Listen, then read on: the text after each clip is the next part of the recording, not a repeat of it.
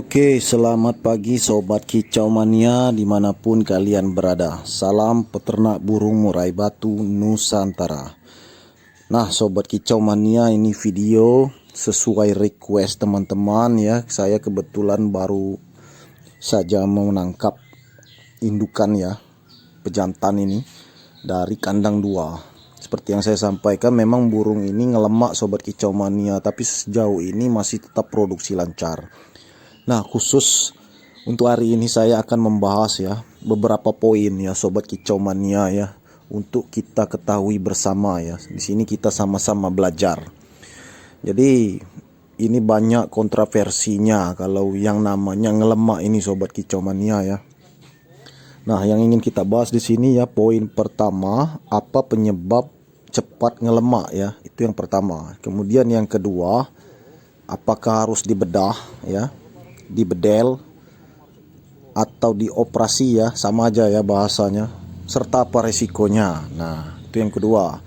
Kemudian yang ketiga adalah apakah harus dilakukan perawatan ekstra ya, seperti pengurangan F, perbanyak jemur, umbar dan lain-lain. Nah, ini semua akan kita bahas di video ini Sobat Kicau Mania. Silakan disimak, tonton sampai habis.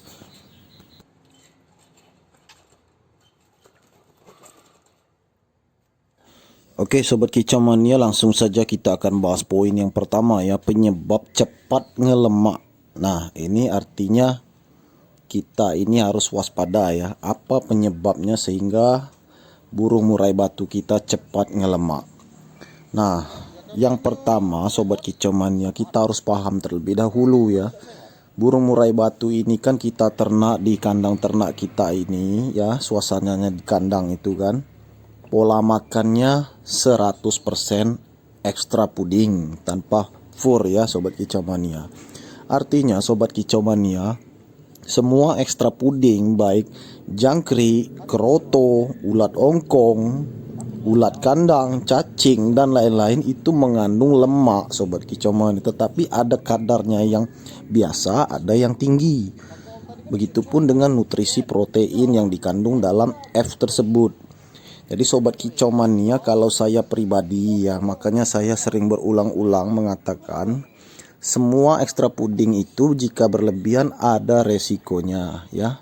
Sekalipun saya berhati-hati, ya ini juga terjadi, tetap ngelemak.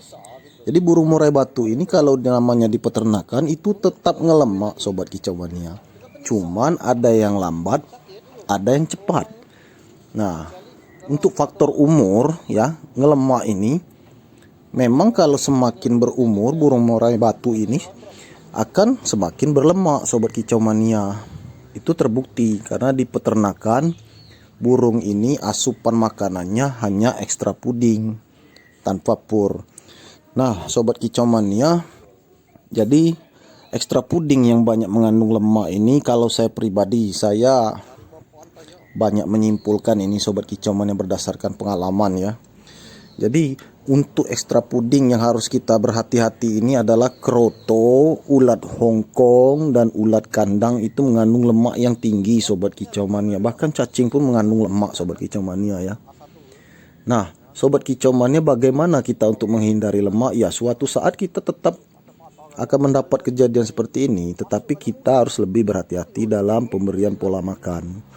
Itu antisipasinya Sobat Kicau Mania. Makanya kalau ada teman-teman kita yang mengatakan, saya murai batunya ngelemak ya, pola makan saya ini ada tuh, saya lihat itu full F. Di sana dia dikatakan itu full F, itu saya pikir itu hariannya full F, jangkrik kroto atau jangkrik ya kan. Ternyata full F itu tadi semuanya full, jangkrik, kroto, ulat ongkong, cacing, ulat kandang, semuanya diberikan full F setiap hari. Ya otomatis burungnya yang pertama rusak Sobat Kicau Mania. Gimana mau produksi? Error ya kan. Seperti yang saya sampaikan, fungsi F itu banyak, kemudian ada resikonya jika berlebihan. Nah, kalau pemberian pola makan seperti itu ya cepat ngelemak Sobat Kicau Mania, itu sudah pasti. Karena kalau saya pribadi, saya menghindari ulat ongkong dan ulat kandang. Untuk sekarang ini saya terapkan hanya pola makan saya jangkrik ya, dan kroto. Kroto pun sedikit saya pakai, seperti di konten-konten saya sebelumnya. Jadi sobat kicau mania, kalau kalian di antara kalian ada yang masih menggunakan ulat ongkong ya, harian kalian lempar ulat ongkong, kalian berikan ke kandang. Ulat kandang kalian berikan juga. Ya menurut saya buat apa? Kalau burung sudah jalan, sudah produksi, nggak usah digedor terlalu ekstrim. Itu terlalu ekstrim. Ulat ongkong kita berikan setiap hari ya. Kemudian besok ulat kandang. Kalau saya pribadi ini dominannya jangkrik sobat kicau mania.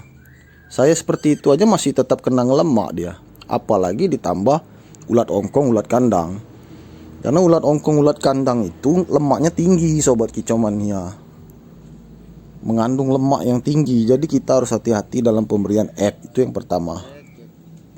Kemudian yang kedua ini sobat kicau mania, seperti yang kita saksikan ya. Saya menggunting bulu dadanya ini ya, bagian bawah. Ini kita perhatikan di sini sobat kicau mania. Itu lemak semua itu. Yang seperti benjolan putih ya kan. Jadi lemaknya ada berbagai macam sobat kicau mania. Ada yang seperti ini, ada yang merah kebiruan ya, udah keras. Kalau ini kan masih mending, masih lembut. Nah, ini hampir merata, ini lemak ini sobat kicau mania ya. Nah kalau kita melihat seperti ini, tentu saja kalau penangkar ya semuanya panik ya kan, gelisah apa yang harus kita lakukan. Kita harus bertindak sobat kicau mania. Nah terkadang ada teman-teman kita yang bertanya juga ya, sharing ya, sering kita ngobrol ya, ngopi di tempat peternakan teman-teman kita sharing masalah ini juga ya, sering ya seperti itu sobat kicau mania. Apakah harus dibedah ya, dioperasi? Nah ini kalau pendapat saya pribadi sobat kicau mania, burung murai batu saya ini, penjantan saya ini masih fit, masih kondusif untuk mencetak produksi ya. Saya ada beberapa pilihan di sini, apakah saya harus bedah ya kan, kemudian dioperasi. Bedah ini bukan sekedar bedah, tapi lemaknya ini diangkat sobat kicau mania, dipotong, disayat itu, diambil dagingnya itu, lemaknya itu dibuang, kemudian dijahit lagi. Nah resikonya apa? Kalau burung ini tidak kuat ya, pendarahan, akibatnya fatal, berujung kematian. Dan selama proses seperti itu, tentu saja burung ini gimana mau produksi sobat kicau mania.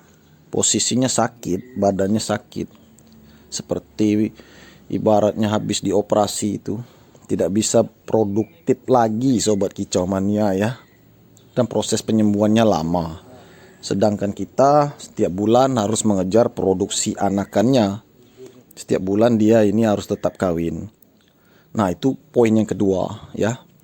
Kalau saya sendiri yang ketiga ini sobat kicau mania yang saya pilih ya, perawatan serta pengobatan ekstra. Sebenarnya lemak ini kalau pengobatannya susah kalau kita mau bilang ada obatnya sobat kicau mania. Ini hanya kita bisa lakukan sekarang ini hanya perawatan, mengurangi dan mudah-mudahan berangsur-angsur sembuh di kemudian hari. Dan prosesnya ini lama sobat kicau mania. Nggak ada 1 minggu, 1 bulan, 2 bulan, 3 bulan.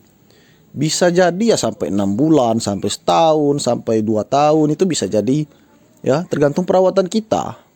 Kalau kita rajin ya kan, jemur, mandi, umbar ya kan.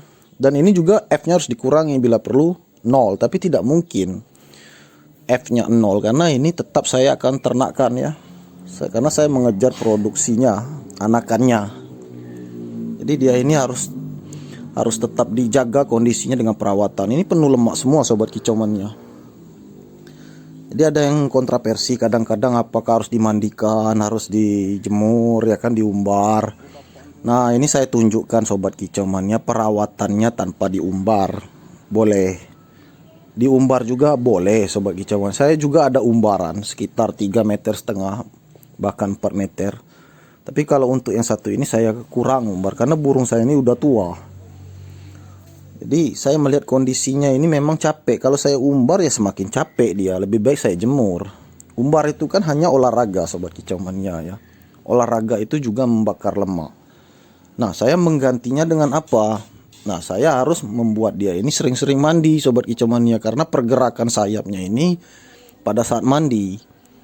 Nah kemungkinan juga saya akan umbar. Tetapi saya harus ya, namanya burung ya sobat kicau mania, burung mahal ya. Saya berpikirnya tidak terlalu ini penting umbar ini sobat kicau mania ya, tapi saya tetap umbar, tetapi tidak nonstop, tidak tiap hari sobat kicau mania. Maksudnya umbar itu tidak tiap hari. Kita harus perhatikan juga mandinya, jemurnya, umbarnya, itu proses semua. Nah, penanganan serta perawatan masing-masing peternak beda-beda sobat kicau mania ya. Kalau versi saya, ini saya mandikan terlebih dahulu sobat kicau mania ya. Setelah mandi, saya oleskan minyak seperti ini sobat kicau mania pakai sendok. Karena kalau pakai tangan percuma, nanti kena kuku saya sobek, menjadi luka, berdarah, infeksi ya, takutnya seperti itu ya. Walaupun kuku kita tidak panjang. Dan juga saya pakai sendok ini karena kenapa ya, teksturnya ini menurut saya pas saja untuk diurut ini sobat kicau mania, bukan diurut dipencet ya. Ini sekedar urut bagian ininya ya, kulitnya ini, agar lemaknya ini jangan sampai mengeras. Itu maksud dan tujuannya. Nah, ini berhubung cuacanya lagi musim hujan di tempat saya ini sobat kicau mania. Seminggu ini hujan terus, mendung, tidak ada matahari. Jadi saya bingung untuk menjemur. Nah, jadi saya lebih baik, langkah yang saya ambil ini langkah-langkah sederhana terlebih dahulu sobat kicau mania. Saya gunting dulu ininya kan, bulu dadanya, bagian perut ini, kemudian saya oles dengan minyak ya. Ini minyak manis kalau kita menyebutnya ya sobat kicau mania, atau minyak goreng ya sobat kicau mania. Bukan minyak goreng bekas, tapi minyak goreng yang masih dalam kemasan kita ambil. Ini tujuannya saya seperti ini, minyak ini agar lemaknya ini jangan sampai mengeras sobat kicau mania. Karena kalau mengeras ya sobat kicau mania bisa berpikir sendirilah. Ini kan daging. Kalau dia mengeras seperti batu sobat kicau mania ya, keras. Kita anggap aja seperti itu. Itu kan lebih fatal lagi. Jadi ini langkah saya. Perawatan saya oleskan, kemudian saya urut, bukan saya kikis ini ya. Karena sendok ini teksturnya bagus menurut saya ya. Tadinya saya berpikir pakai koin sobat kicau mania, tapi terlalu kasar bentuk ininya kan, materialnya. Jadi saya pakai sendok ya, agak licin, jadi tidak berbahaya. Jadi saya oles, dan hasilnya juga ada perubahan sobat kicau mania ya, sedikit lunak, jadi tidak keras lagi. Memang ini tadi saya pegang, saya sempat ini ya, hampir saya pencet ini tadi, bentuknya masih keras. Nah, setelah saya oles seperti ini, saya gosok-gosok seperti ini, jadinya lembut sobat kicau mania. Itu yang bagian ngelemak itu kelihatan semua sobat kicau mania ya. Jadi ngelemak ini bukan berarti dia di bagian perut bagian bawah, tidak selalu seperti itu sobat kicau mania. Ngelemak ini ada di mana-mana ya.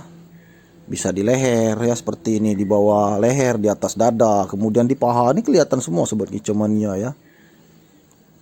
Kelihatan semua ini lemaknya ini. Yang putih itu ngelemak semua itu.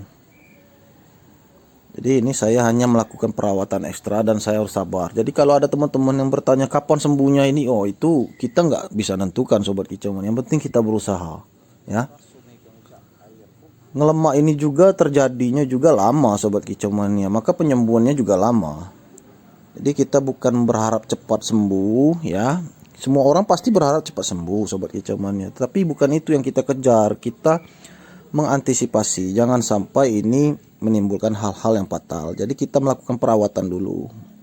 Urusan sembuh itu kita hanya berusaha dan berdoa. Yang penting kita berusaha dulu sobat kicau mania ya. Jadi kalau untuk urusan sembuh atau tidak itu bukan urusan kita sobat kicau mania. Kita ini berusaha sebagai seorang penangkar melakukan tindakan ya, tindakan yang benar, penyelamatan ya, merawat burung, jangan sampai terjadi hal-hal yang tidak diinginkan. Nah, ini lemak semua sobat kicau mania ya. Memang lemak ini sangat berbahaya sekali sobat kicau mania. Sebagian teman-teman kita kicau mania ya, saya perhatikan ada yang membedah ya di bedel. Tapi yang membedah ini bukan seorang penangkar sobat kicau mania. Jadi dia tidak terlalu ambil pusing. Mau kawin mau enggak burung ini kan dia memang bukan penangkar ya kan. Jadi dia pedulinya gimana cara burung ini dipotong lemaknya itu, diangkat, kemudian bisa dilombakan lagi. Karena burungnya burung lomba. Sedangkan kita ini burung di tangkaran. Kalau kita bedah sekarang kita bedel, kemudian kita tidak punya serap, repot kita. Sedangkan pesanan pelanggan sudah numpuk ini sobat kicau mania. Saya pribadi bulan depan harus ngejar produksi. Bukan saya memaksa, bukan. Memang dalam kondisi seperti ini tidak bisa cepat-cepat. Ini pejantan cadangannya, ini langsung jodoh, langsung kawin, nggak bisa seperti itu sobat kicau mania. Proses lagi. Mending saya melakukan hal seperti ini, perawatan dan pengobatan. Ini berusaha saya, ini pengobatannya sobat kicau mania. Tidak ada namanya itu ini obat ngelemak, ini ampuh nih, minyaknya ini cukup dioleskan sembuh, nggak seperti itu sobat kicau mania. Atau minum ini langsung hancur lemaknya. Tidak seperti itu sobat kicau mania. Semuanya ada prosesnya. Nanti ini ya, sehabis ini saya tetap masukkan ke kandang ya.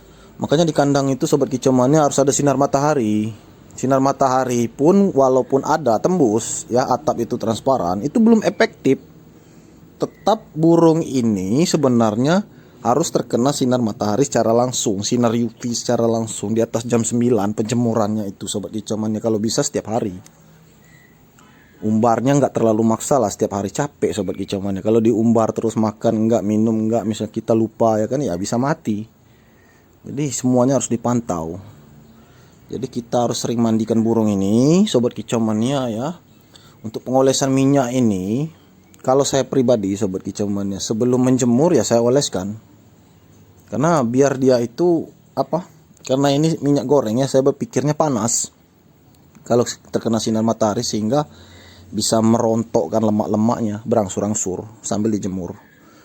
Mandi jemur, kemudian umbar, nggak apa-apa. Diatur aja, ritmenya diatur aja sobat kicau mania.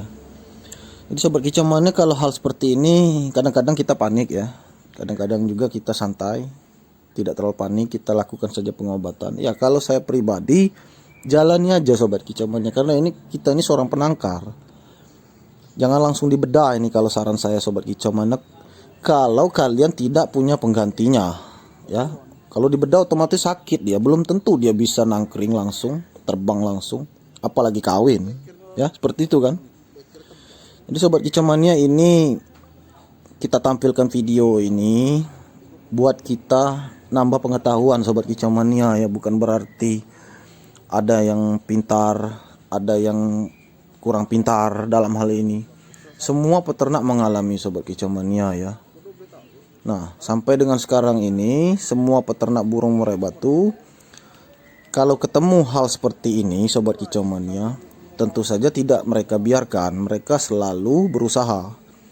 Baik itu pengobatan seperti ini, kemudian perawatan ya sobat kicau mania, pasti mereka berusaha agar pejantan ini jangan sampai ngelemaknya fatal ya kan. Mudah-mudahan bisa kempes ini sobat kicau mania ya.